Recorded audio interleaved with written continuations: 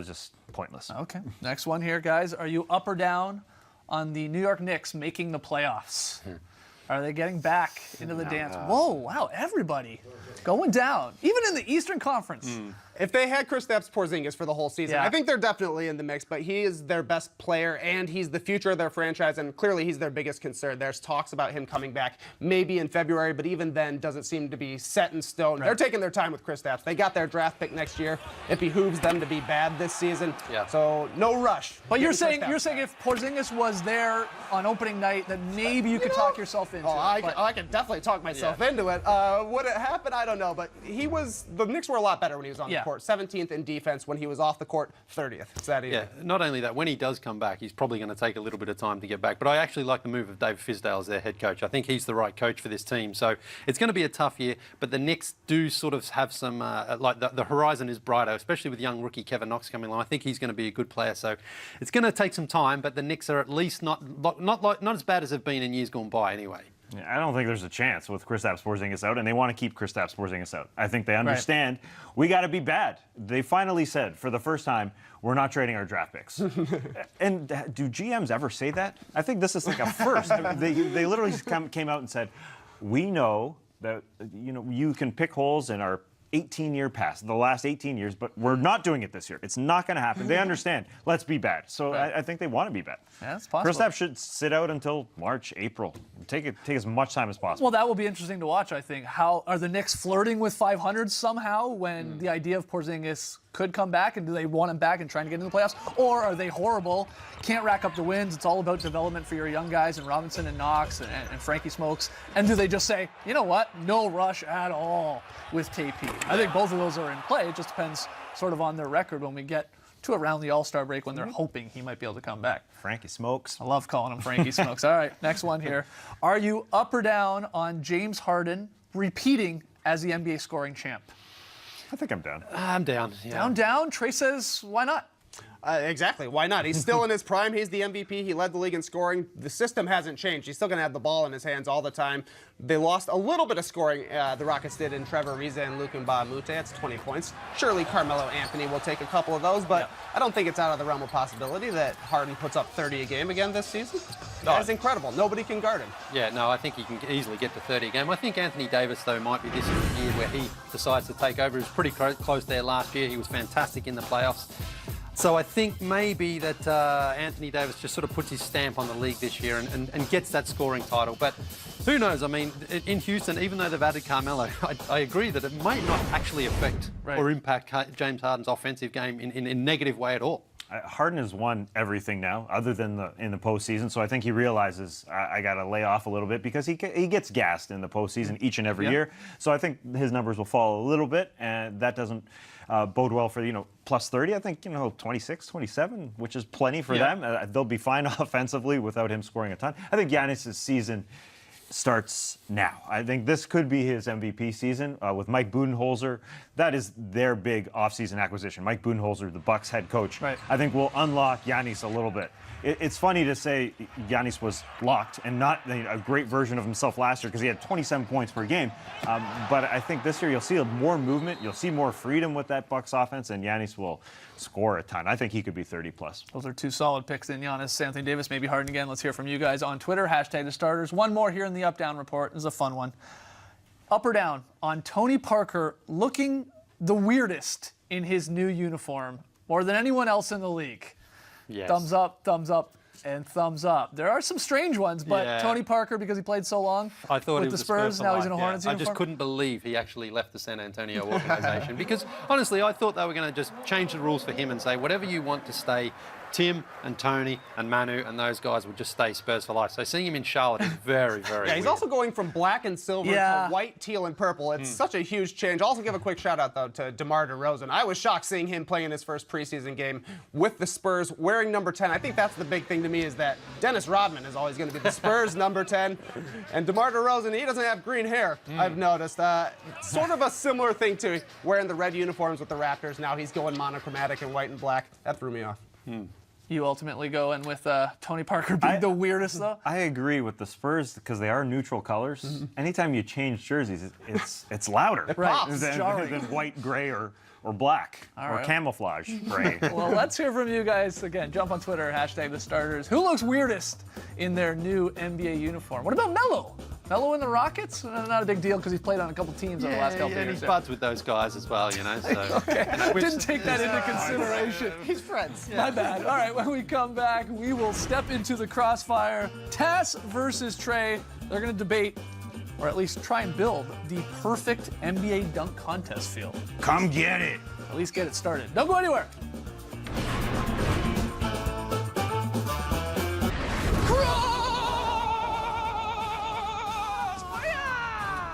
Welcome to Crossfire. Here's how this bad boy works. The champ will take on the challenger in 3 rounds of questions, and at the end of it all, I'll declare a winner. As always, the Crossfire belt is on the line. Ready, gentlemen? Here we go. First question, number 18 overall.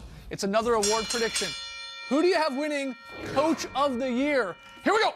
I've got the Bucks' Mike Budenholzer. He is Milwaukee's big offseason pickup, and he picked Milwaukee over Toronto because he wants to unleash the Greek. And I think he's going to surround him with shooters, so sort of like he did in Atlanta. Ersan Ilyasova was a guy he had high on his list. He went and got him. He got Brook Lopez. He hasn't had a good team to coach in a couple of years. I'm going Mike. Mike won it a few years ago. I'm going with Quinn Snyder, perhaps the Mike Budenholzer of the Western Conference. I see the Jazz in the mix for a top 4 seed out west, and despite the fact that they have the Defensive Player of the Year and Donovan Mitchell, they're kind of considered a starless team, and when that's the case, the coach gets a whole bunch of credit. Quinn Snyder gets a lot out of role players like Royce O'Neal. Jay Crowder was better when he got to Utah. So I can see Quinn Snyder putting together a Budenholzer 2015 sort of case out west with the Jazzies. Oh, we got a Bud and we got a Quinn. Nice start here. That's All right. Next one is a starters classic because we need your help in building the ideal NBA dunk contest. Who is your one must-invite dunker? Here we go. You know, a big guy is going to win the dunk contest again someday, and that's why I'm inviting the Atlanta Hawks' John Collins. He's a great jumper, he's got a great personality, and he's not so big that it doesn't look like he's jumping high. He still looks like he's flying through the air. He's Yep. a slender Yep. guy. The other thing I like about this is if we get John Collins in the dunk contest, maybe he'll get some advice from the greatest dunker of all time, Vince Carter. Imagine those conversations out on the court. Imagine John Collins jumping over Vince Carter or somehow dunking Vince Carter. I don't know if it's possible. Let's see. Okay, who you got? All-Star game in Charlotte this year. I'm going with Charlotte's Miles Bridges. He's shown in the preseason. He's got some ups. He's shown some great stuff. Now, he doesn't have a lot of dunks. He's not extremely versatile looking back at his Michigan State days, but I like that. I don't like a guy who's got a lot of dunks and just waits for the second round. That's a huge mistake for dunkers. Less dunks is better. Bring it in the first couple dunks. Nothing worse than an arena that gets the air sucked you're out of right. it. Plus, That's Rich true. Paul is his agent. That helps. Okay, all right. Here we go. Final one. You guys are the new 4-pins, all right? I want to know what will be the season's biggest fashion trend. Here we go. We're talking fits. All right. Yeah. I think a trend that's been happening in the NBA is a lot of accessorizing, a lot of bracelets, necklaces. Yeah. Fitted clothing. I think we're going to keep it simple. Loose Hawaiian shirts. And I actually made this pick before I saw the Clippers coaches They look pull great. them out. That's good luck. I thought to myself, coaches are doing it. It's not going to happen, but they're still pretty cool. Well, you mentioned fitted clothing, Tass. Off the court, things are getting baggier and weirder in the pants region. I'd like to see that be the case on court as well. Give me some TJ Ford gigantic shorts. I want to wonder how you even dribble through your legs. This is what it was like in the early 2000s. You didn't see anybody's kneecaps. Let's bring that back. I'm out on kneecaps. Good battle, good crossfire battle, but in the end, I gotta give it to my man Trey Kirby because I used to dress like TJ Ford when I was in high That's school. right. Big belts, big shorts. All right, TK gets the win. TV. Back with the starters. 50 burning questions continue here, and we are into the up-down report. Thumbs up or thumbs down. Let's see those on Twitter as well. First one, guys, is a good one. Are you up or down on the Lakers making the playoffs this year? This question is nuts. Wow. Of course they're making the postseason. That's a lock in the West, the loaded West. It is a loaded West, and there are going to be some teams that are disappointed that don't make playoffs. But LeBron James is on this team. That's true. Say no more. That's it. He led a team in Cleveland to 50 wins last year. Yes, it's the East, but they didn't have a very deep team whatsoever. This team is led by LeBron. And I watch preseason basketball, and I look at LeBron James, and I don't know if it's just sort of our expectancy of something to change every year. I watch LeBron and think, maybe he's going to fall off this year. It's year 16. He's still incredible. Right. He's incredible. He is the best player in the world. I like that the Lakers are taking a new approach with LeBron. For the past few seasons, we've seen kind of specialists around him and shooters where LeBron is doing most everything on the court to get almost everybody their shots. This is not going to be the case with the Lakers this year. I think the battle for LeBron now is going to be kind of keeping guys in line, keeping guys in the right spots so not everybody's freelancing the whole time. But I think that could be Freelance. sort of... Freelance exactly Stevenson. right. Lance Stevenson's not waiting around for LeBron to kick him the ball outside, you know what I mean? It should be an invigorating season for LeBron. He should be a little bit more engaged, and if he doesn't have to do anything, that's probably bad news for the Western Conference. It would be very strange, though, to go from 8 straight finals to out of the playoffs. Can you imagine? Yeah, exactly. I mean, I think they have to aim for third place at worst, because then they will only face the Warriors in the finals, assuming everything goes to plan. In the conference finals, that is, because at least we're going to get not LeBron or not the Warriors in the finals, which is crazy to think about it this year. But, Right. I mean, I think you want to see those two teams battle pretty strongly into the season and maybe make the finals again, just to see how LeBron goes up against the Warriors this time with a different lineup, with some younger players and with some other guys who can just create for themselves. Okay. Sounds like a silly question I asked you. You guys Yeah. are all Yeah, in. come on. LeBron's stats might fall off a little bit because Lonzo will have the ball and Rondo will have the ball a little bit more, but in the end, he's going to have the ball a lot. Yeah. And that's a good sign. They don't have a lot of centers right now on this That's a team. problem. And That's a this, big problem. And this could be a completely different team also when we get around to the trade deadline. They can't rebound. They've done that before with LeBron's teams. Yeah, I think they're going to be fine scoring. Will they be able to stop people? That might be a concern here, especially if LeBron sure. is going to be playing center, or that's Kuzma playing center. You know, McGee is really their only real center right now. There's some worry there, but Yeah. right now in preseason, they're trying to push this ball up and Yeah. down, up and down, up and down. Yeah, trying to and score. how will LeBron be throughout the season if they keep pushing? Yeah. He took possessions off, with the Cavs defensively, but that team couldn't stop anybody either, and they won 50 games. Yeah, that's a good point. All right, next one here, guys. Up or down? Will the Hawks be the NBA's worst team? Thumbs up, they are. Thumbs down, they are we not. heard some groans in the studio here in Atlanta. Yeah, we are in Atlanta. Okay, Trey says, yeah, they're going to be the worst. I'm going up just because I feel like it's going to be between them, perhaps the Knicks, the Kings, and the Suns, and the Hawks are just a little bit further behind in their rebuilding program. This is maybe you could count year 2, and they're turning the ball over to Trae Young, who just turned 20 years old. He's going to be kind of the main determinant for wins for them this season, and as a high-risk, high-reward player, that's going to be a lot of high risks, I have a feel, come season time, just because, as a 20-year-old being the point guard, it's going to be really tough adjusting to the NBA, but that's kind of the point for the Hawks right now. So as long as he has a fun season, it's a success in Atlanta. Throw in a rookie head coach as well, so there's going to be a lot of growth and development. They're positive things you say about a team, but they are certainly going to struggle to have wins. But John Collins, we saw him at Summer League. He looks like he's going to take a step up this year. He's knocking down the three-pointer, so there's certainly some positive signs, but I think this year is going to be